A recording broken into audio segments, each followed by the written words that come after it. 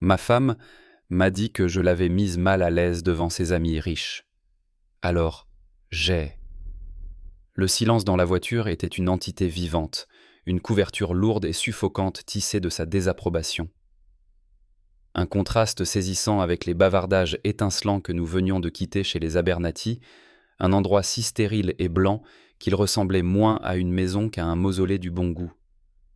Je gardais les yeux fixés sur le ruban de route lisse et lavé par la pluie, mes jointures blanchies sur le volant gainé de cuir de la Mercedes qu'Eleanor avait insisté pour que nous achetions.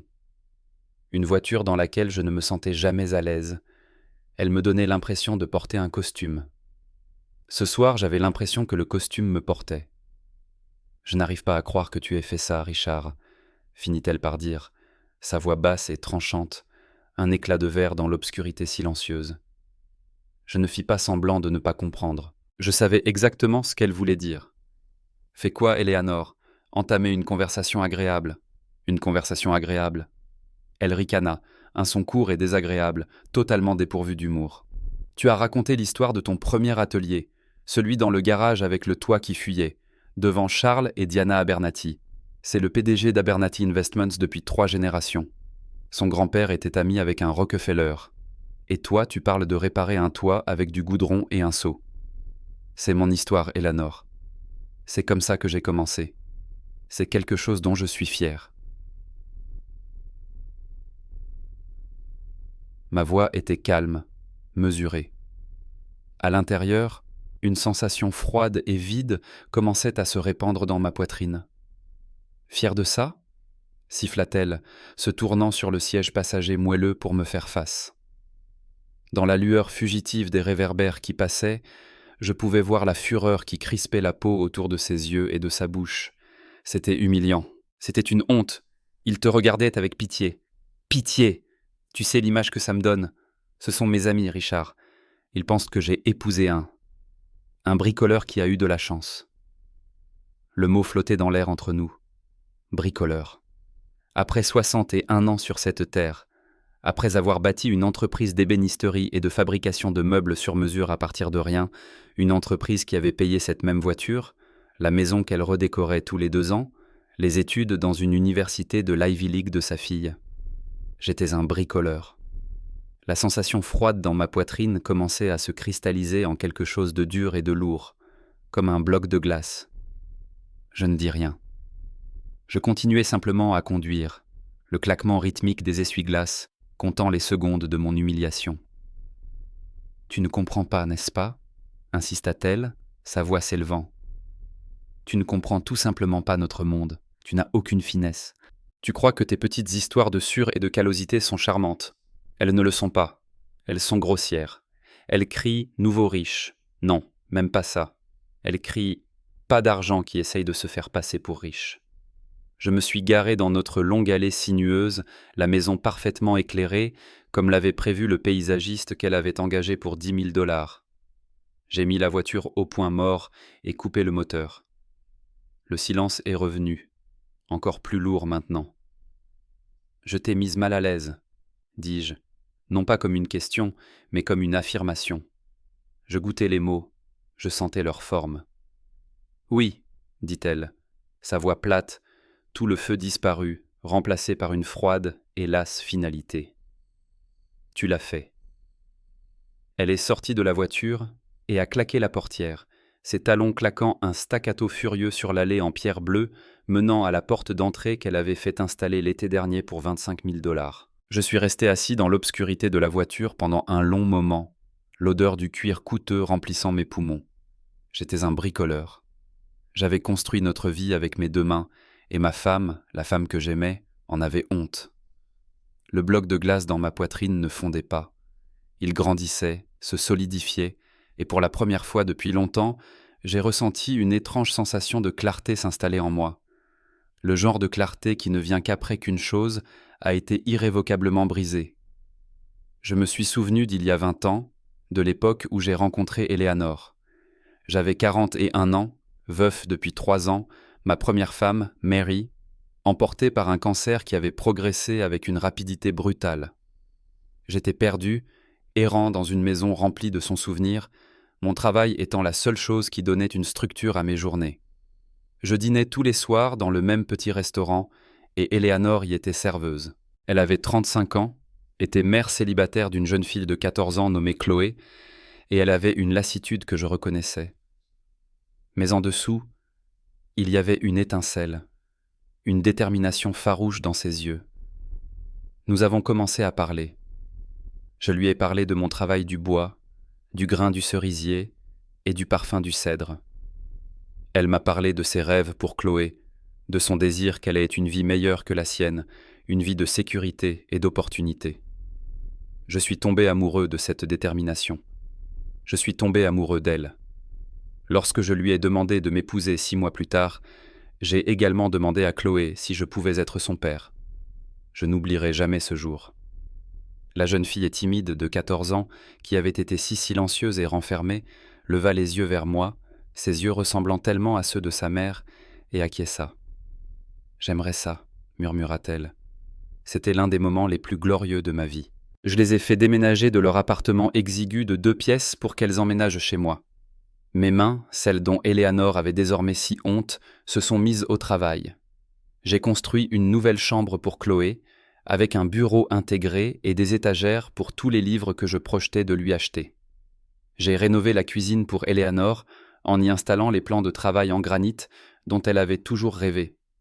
Je ne construisais pas seulement une maison, je construisais une famille. Je construisais une vie. Leur vie. Notre vie. Eleanor a démissionné de son emploi au restaurant. Elle voulait se consacrer pleinement à Chloé, l'aider dans ses études. Je gagnais bien ma vie à cette époque, ma réputation de travail soigné s'étant répandue. J'ai accepté des travaux supplémentaires, travaillant les week-ends, le corps endolori à la fin de la journée, mais le cœur rempli de joie. Chaque dollar que je gagnais était pour elle. Chloé était intelligente, mais son école publique manquait de moyens. Eleanor a trouvé une école privée, une académie prestigieuse dont les frais de scolarité annuels s'élevaient à 15 000 $. Elle y recevra l'attention qu'elle mérite, Richard, avait dit Eleanor. Elle fréquentera les bonnes personnes. Je n'ai pas hésité. J'ai puisé dans mes économies et j'ai signé les papiers d'inscription. Je me souviens des soirées parents-professeurs dans cette école. Je me présentais en vêtements de travail, parfois avec un voile de sûre dans les cheveux parce que je venais directement de l'atelier. Je serrais la main de père qui était médecin, avocat et banquier d'investissement. Je me sentais un peu déplacé, mais j'étais fier. J'étais Richard Thorne, le père de Chloé, et ma fille avait d'excellentes notes en calcul. Quand elle a eu 16 ans, je lui ai appris à conduire dans ma vieille camionnette Ford, celle que j'avais depuis 10 ans. Elle riait de son aspect rustique, mais elle a appris. Pour son 17e anniversaire, je lui ai acheté une berline japonaise neuve et fiable. Elle m'a coûté 22 000 $. J'ai payé en espèces. Le regard sur son visage était toute la reconnaissance dont j'avais besoin. La première fois qu'elle m'a appelé papa, spontanément, j'ai eu l'impression que le soleil perçait les nuages. Nous étions dans l'atelier. Je lui montrais comment utiliser un tour à bois, guidant ses mains pendant qu'elle façonnait un petit bol en érable. Elle était douée. Quand elle a terminé, elle l'a soulevé, le visage rouge de satisfaction. « Merci, papa », a-t-elle dit, son sourire large et sincère. À ce moment-là, je lui aurais donné le monde. Et au cours de la décennie suivante, j'ai essayé. Quand est venu le moment d'aller à l'université, elle a été acceptée dans une université privée d'élite sur la côte Est. Les frais de scolarité, de logement et de repas s'élevaient à 60 000 $ par an. Sur 4 ans, cela représentait 240 000 $. Eleanor et moi étions assis à la table de la cuisine, la lettre d'acceptation brillant entre nous. « Nous devons trouver un moyen, Richard, » avait-elle dit, sa main sur la mienne. « C'est son avenir. » Je possédais un terrain que mes parents m'avaient laissé, une petite parcelle à la campagne sur laquelle ils avaient toujours rêvé de construire une cabane. Je l'avais gardée pour des raisons sentimentales. Je l'ai vendue la semaine suivante. Je n'ai jamais parlé du terrain à Chloé. Je lui ai juste dit de ne pas s'inquiéter, que son éducation était assurée. Elle a prospéré à l'université. Elle a étudié l'histoire de l'art et le marketing, et elle revenait à la maison pour les vacances, avec de nouveaux amis, de nouveaux vêtements et de nouvelles idées. Elle a commencé à m'appeler Richard plus souvent, surtout devant ses amis sophistiqués. Au début, j'ai pensé que c'était juste une phase, une jeune adulte qui essayait d'avoir l'air adulte, mais papa était réservé au moment où elle avait besoin de quelque chose. Un appel téléphonique commençant par un joyeux « Salut papa !» était inévitablement suivi d'une demande de quelques centaines de dollars pour des livres, ou de 1000 dollars pour un voyage de printemps avec ses amis de la sororité. J'ai toujours dit oui. Comment aurais-je pu faire autrement ? C'était la vie que nous voulions pour elle. Les changements chez Eleanor ont été plus progressifs. À mesure que Chloé fréquentait des cercles plus riches, Eleanor en faisait de même. Elle a rejoint des comités de bienfaisance et des clubs de lecture fréquentés par les femmes des hommes que j'avais rencontrés lors de ces soirées parents-professeurs d'il y a longtemps. Sa garde-robe a changé, ses amis ont changé. Notre maison a changé. Les meubles confortables et patinés que j'avais construits ont été lentement remplacés par des pièces élégantes et minimalistes de designers coûteux. Mon atelier, mon sanctuaire, était la seule partie de la maison qui restait intacte. C'était mon territoire. Le reste de la maison est devenu sa scène. J'ai tout financé. L'entreprise se portait mieux que jamais. J'avais une équipe de 6 artisans qualifiés qui travaillèrent pour moi, et nous avions une liste d'attente de 2 ans pour nos cuisines et bibliothèques sur mesure. Nous étions financièrement en sécurité, riches selon les normes habituelles. Mais dans le nouveau monde d'Eleanor, nous étions au bas de l'échelle. Ses amis avaient hérité de fortunes. Des fortunes construites sur des concepts abstraits comme les actions et les plus-values. Ma richesse était construite sur des choses tangibles, le bois, l'acier, la sueur et le temps. Et pour elle, cela la rendait inférieure. Pour elle, cela devenait une source de honte. Le trajet en voiture de retour de chez les Abernathy n'était pas un incident isolé. C'était le point culminant d'un millier de petites blessures. C'était le moment où l'eau, qui montait lentement en température, est enfin devenue assez chaude pour que je remarque la brûlure. Je suis finalement sorti de la voiture, les jambes raides. Je suis entré dans la maison. Eleanor était dans la cuisine et se servait un verre de vin. Elle ne m'a pas regardé. « Je vais aller à l'atelier un moment », lui ai-je dit, alors qu'elle me tournait le dos. Elle a juste haussé les épaules. « Ne ramène pas de sciure de bois dans la maison. » J'ai fermé la porte du garage derrière moi et je me suis dirigé vers mon sanctuaire. L'air à l'intérieur sentait le cèdre, le vernis et le travail acharné. Mes outils étaient accrochés à leur place sur les murs en panneaux perforés, silencieux et fidèles. Mes mains, celles qu'elle qualifiait d'embarrassantes, ont parcouru la surface lisse d'un rocking chair à moitié terminé que je fabriquais pour un client. Ces mains avaient payé une vie dans laquelle je n'étais plus le bienvenu. Elles avaient subvenu aux besoins d'une famille qui me considérait non pas comme un patriarche, mais comme un fournisseur. Une fonction. Un distributeur automatique. Le bloc de glace dans ma poitrine n'était plus seulement froid, il était tranchant.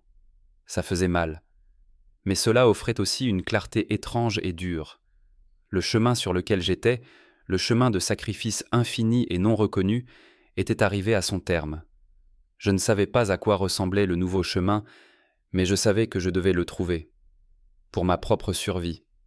Les semaines qui ont suivi ont été une étude de civilité forcée. Eleanor était polie avec froideur, comme si j'étais un appareil ménager décevant mais nécessaire. Nous coexistions dans notre grande et belle maison, 2 étrangers en orbite l'un autour de l'autre dans un ressentiment silencieux.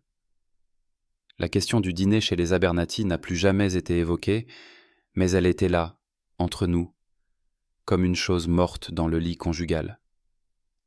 La véritable épreuve est arrivée, comme je le savais, sous la forme de Chloé.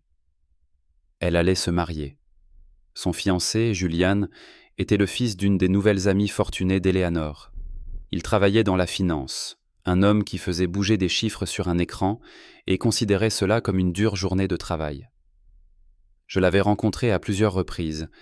Il avait une poignée de main molle et une habitude déconcertante de regarder juste au-delà de mon épaule quand il me parlait, comme s'il cherchait quelqu'un de plus important.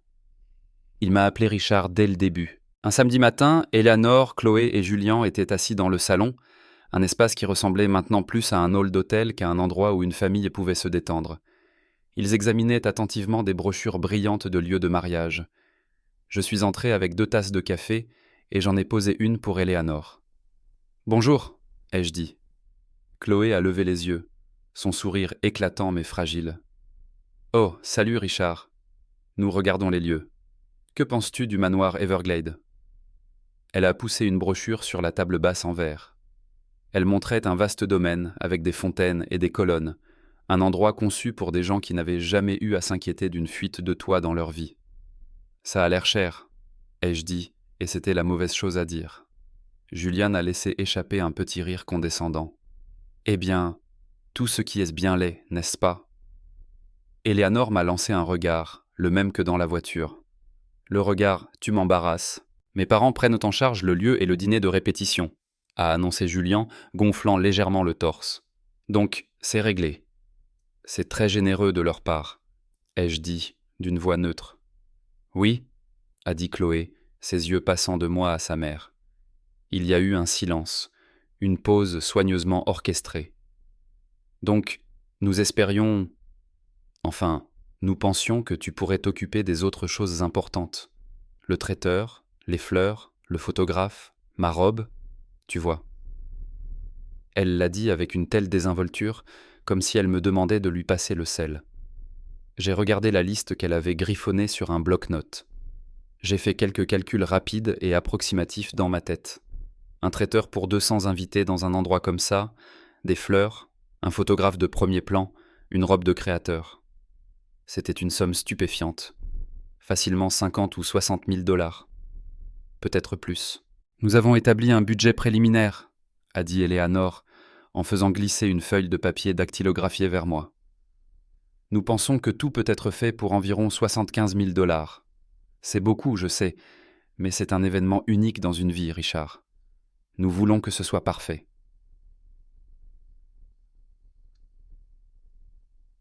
« 75 000 $. Les mots restaient en suspens. C'était plus que ce que j'avais gagné au cours de mes 5 premières années d'activité combinée. C'était un acompte sur une maison. Et il le demandait avec le même droit désinvolte qu'un adolescent demandant une allocation plus importante. Ils ne demandaient pas. Ils informaient. C'était mon rôle désigné. Le partenaire silencieux. Le financier. Le bricoleur. J'ai regardé Chloé, ma fille. La fille dont j'avais soigné les genoux écorchés, dont j'avais acheté la première voiture, dont j'avais assuré l'avenir en vendant un morceau de mon passé. Ses yeux brillaient d'attente, mais il n'y avait aucune chaleur en eux. C'était le regard d'un gestionnaire évaluant un actif. J'ai regardé Eleanor, ma femme. Son visage était un masque d'encouragement agréable, mais je pouvais voir l'acier en dessous. C'était une transaction, et elle était là pour conclure l'affaire. Et à ce moment-là, la clarté que j'avais ressentie dans la voiture ce soir-là est revenue, non plus seulement une sensation, mais une décision. Elle s'est installée dans mes os, calme et absolue. Assez. J'ai ramassé la feuille de budget. Je l'ai pliée soigneusement en 2, puis encore en 2. Je l'ai reposée sur la table. « Non », ai-je dit. Le mot était silencieux, mais il a frappé la pièce avec la force d'un coup de tonnerre. 3 paires d'yeux me fixaient, stupéfaite d'incrédulité. « Quoi ?» a dit Chloé, sa voix perçant comme un couinement.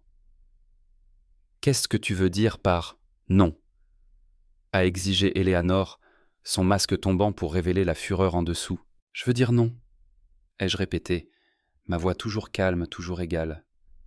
J'ai regardé Chloé directement. « Je ne paierai pas 75 000 $ pour ton mariage. » Julian a ricané. « Est-ce une question d'argent ? Je pensais que tu avais... réussi. » La condescendance dégoulinait de sa voix. « Cela n'a rien à voir avec l'argent, » ai-je dit, tournant mon regard vers lui. « Et tout à voir avec le respect. Une notion qui ne vous est peut-être pas familière. » Le visage de Chloé a commencé à se décomposer. Des larmes ont jailli dans ses yeux. C'était une tactique que j'avais vue de nombreuses fois, une tactique qui avait toujours fonctionné. « Mais tu es mon père !» a-t-elle crié. « Tu es censé vouloir que j'aie un beau mariage !» Le mot a piqué. Père.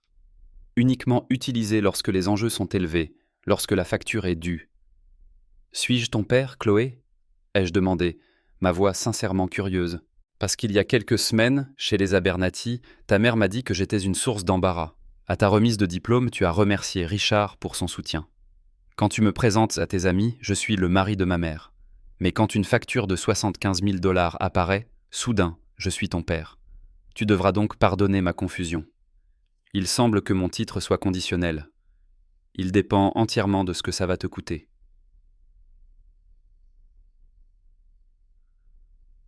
La pièce était complètement silencieuse. Les larmes de Chloé se sont arrêtées, remplacées par un regard de choc. Le visage d'Éléanore était pâle, sa bouche une ligne fine et dure. Elle savait que je l'avais coincée. Je me suis levé.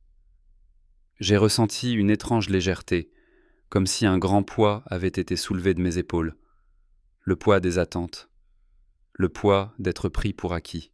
« Je t'aime, Chloé », ai-je dit, et je le pensais vraiment. L'amour était toujours là, enfoui sous des années de déception. Je t'aime depuis que tu as 14 ans. J'ai payé ton école privée, ta voiture, tes études dans une université de l'Ivy League qui m'ont coûté $250 000. J'ai payé la compte de l'appartement que vous partagez, Julien et toi. Je n'ai jamais rien demandé en retour, si ce n'est peut-être d'être traité comme un membre de cette famille, pas comme son bienfaiteur. Je n'ai jamais voulu que tu te sentes redevable envers moi. Mais je ne te permettrai pas non plus de me traiter comme une banque dont vous trouvez l'existence embarrassante. J'ai regardé Éléanore. Et toi, ma chère femme, tu voulais une certaine vie, et mes mains, mon travail, te l'ont fournie. Mais tu ne peux pas avoir la vie et avoir honte de la façon dont elle a été construite. Tu ne peux pas profiter des fruits de mon labeur tout en méprisant le labeur lui-même. Ça ne marche pas comme ça.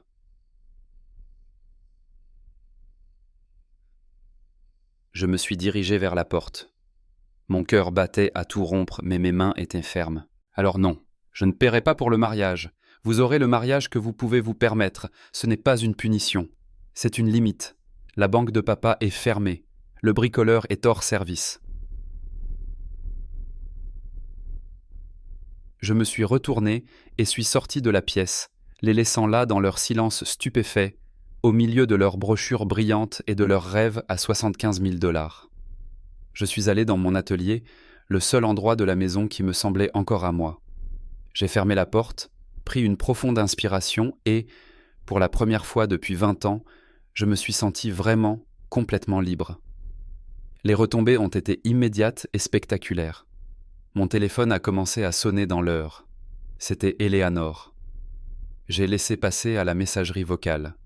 Elle a laissé un message, sa voix une fureur contenue, me disant que j'étais puéril et cruel, que j'essayais de ruiner le bonheur de Chloé par dépit. Puis Chloé a appelé, en sanglotant, m'accusant de saboter son mariage, de ne jamais l'avoir aimé du tout. Julien, à ma surprise, n'a pas appelé. Il considérait probablement que c'était au-dessous de lui. Puis est venue la famille élargie.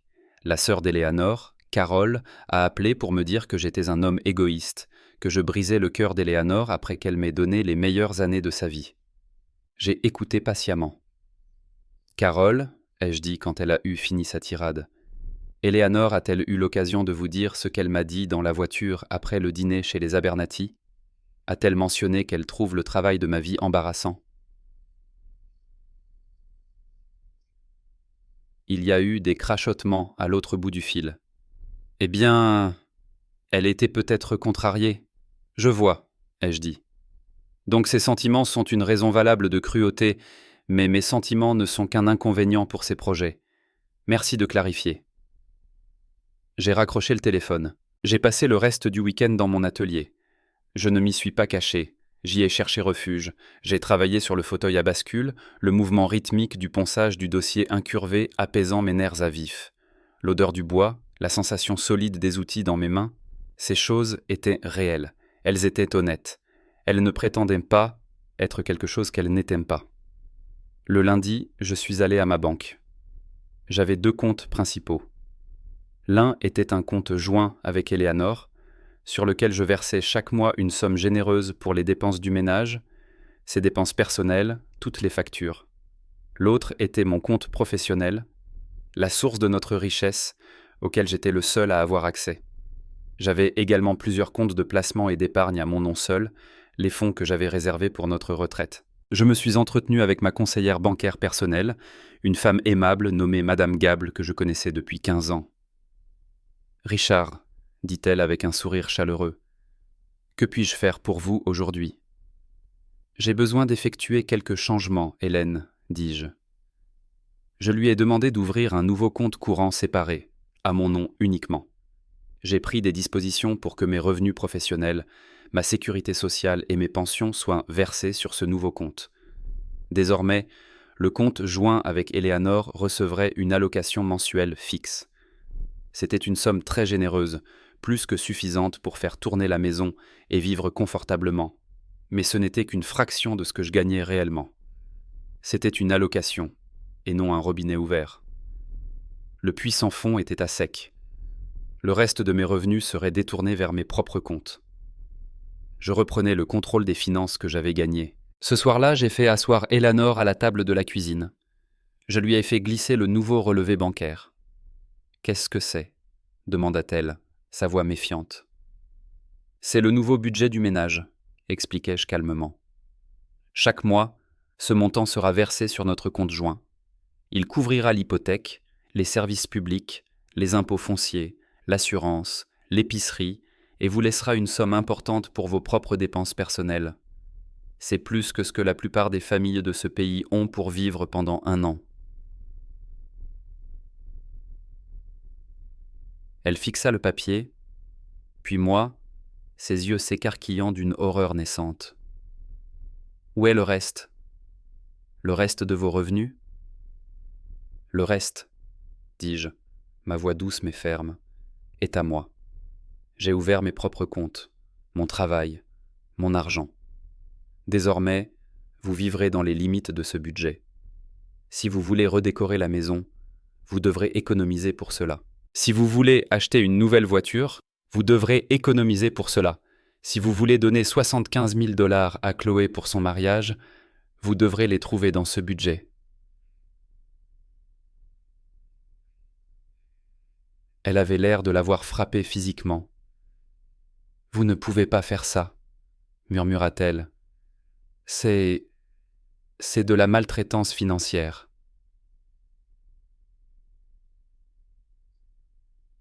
J'ai failli rire. L'ironie était à couper le souffle. « Non, Éléanore, la maltraitance financière, c'est ce qui m'arrive depuis 10 ans. C'est être traité comme un portefeuille ambulant sans sentiment ni opinion propre. On appelle ça une limite. On appelle ça une responsabilité financière. Je ne vous coupe pas les vivres. Je subviens à vos besoins, généreusement. Mais je ne finance plus un style de vie qui me méprise. » Elle se leva, sa chaise raclant bruyamment le sol en pierre. « Je ne serai pas traité comme ça. Je ne recevrai pas d'allocation comme une enfant. » « Alors vous êtes libre de trouver un emploi, comme vous en aviez un quand je vous ai rencontré, » dis-je, ma voix toujours calme. « Vous êtes une femme intelligente et capable. Je suis sûr que vous pouvez contribuer au style de vie que vous désirez. » Elle me fixa, le visage masqué d'incrédulité et de rage. Pour la première fois, elle voyait que j'étais sérieux. L'homme qu'elle pensait pouvoir modeler et gérer avait disparu. À sa place se trouvait un étranger, qui ressemblait à son mari, mais qui ne se plierait pas à sa volonté. Elle sortit de la pièce en trombe, et la maison résonna du claquement de la porte de notre chambre. Je ne l'ai pas suivie. J'ai dormi dans la chambre d'amis cette nuit-là, et toutes les nuits suivantes. Le lit était moins confortable, mais j'ai dormi plus profondément que depuis des années. La planification du mariage a continué, mais à une échelle radicalement différente. Everglade Manor était hors de question. Ils se sont installés dans un lieu plus petit, local. La liste des 200 invités a été réduite à 75. Chloé, j'ai entendu dire par des sources indirectes, a dû contracter un prêt personnel pour couvrir les coûts. Elle a dû choisir entre des fleurs coûteuses et un groupe de musique en direct. Elle a dû acheter une robe dans un grand magasin au lieu d'une boutique de créateurs. J'ai ressenti une pointe de tristesse pour elle, pour la déception qu'elle devait ressentir. Mais je n'ai pas eu de regrets. Il ne s'agissait pas de la punir, mais de lui donner, ainsi qu'à sa mère, une leçon sur la valeur. Non pas la valeur monétaire, mais la valeur d'une personne. Je n'ai pas été invité aux dernières réunions de planification. On ne m'a pas demandé mon avis sur la couleur des serviettes ou la saveur du gâteau. Et cela me convenait parfaitement. J'ai été invité au mariage, bien sûr. Une invitation formelle est arrivée par la poste, adressée à M. Richard Thorne. Pas papa. J'ai répondu oui. J'étais toujours son beau-père, et je serais là pour la voir se marier. Le jour du mariage, j'ai porté mon plus beau costume. J'ai conduit moi-même jusqu'au lieu de la cérémonie. Quand je suis entré, j'ai vu Éléanore et Chloé près de l'entrée. Elles étaient toutes les deux magnifiques, mais il y avait une tension visible sur leurs visages. Chloé m'a vu et pendant un instant, j'ai aperçu une lueur de la jeune fille de 14 ans que j'avais rencontrée pour la première fois. Un regard de vulnérabilité, de regret. Elle disparut en un instant, remplacée par une froide politesse. « Richard, je suis contente que tu aies pu venir, dit-elle. « Tu es magnifique, Chloé, dis-je, et je le pensais sincèrement. Félicitations. »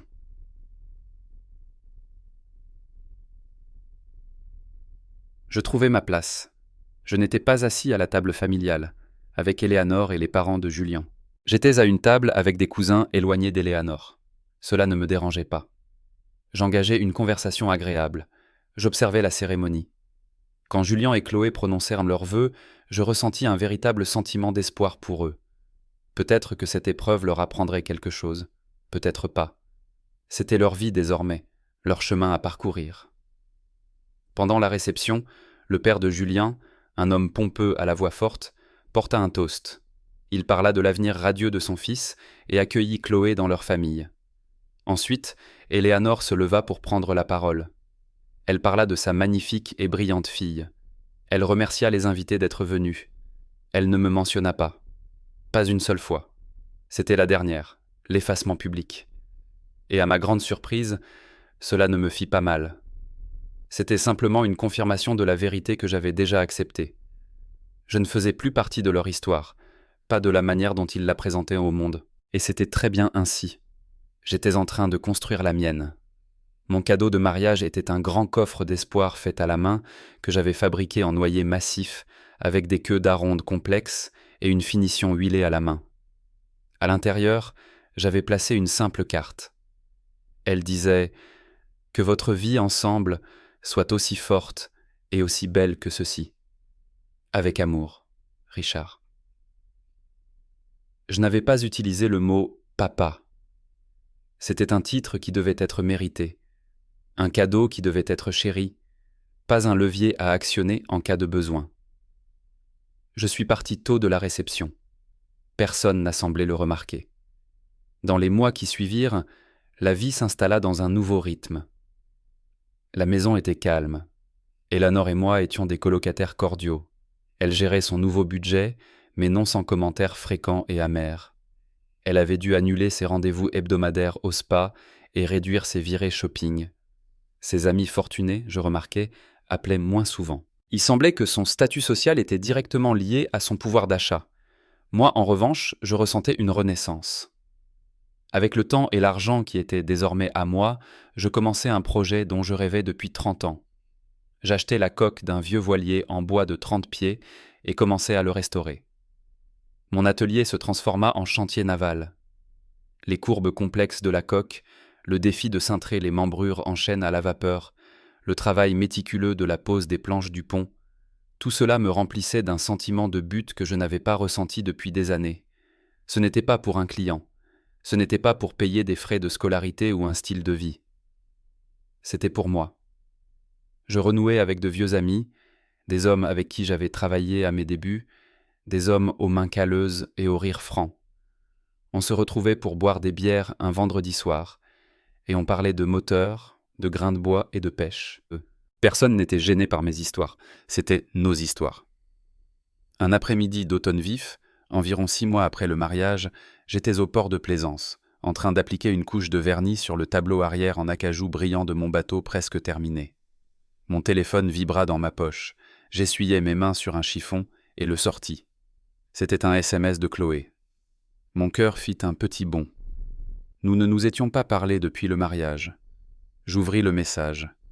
C'était une photo du coffre en noyer que j'avais fabriqué, posé dans le salon de l'appartement de Chloé et Julien. C'était le seul meuble de la pièce qui avait du caractère ou de la chaleur. Le texte sous la photo disait « Ce coffre est la plus belle chose que nous possédions. C'est la seule chose qui semble réelle. Je suis désolé, papa, pour tout. » Papa. Elle avait utilisé le mot. Les larmes me montèrent aux yeux, chaudes et soudaines. Une seule larme s'échappa et roula sur ma joue, traçant un chemin à travers la poussière sur ma peau. Je restai là un long moment, l'odeur du sel et du vernis dans l'air, le doux clapotis de l'eau contre les quais.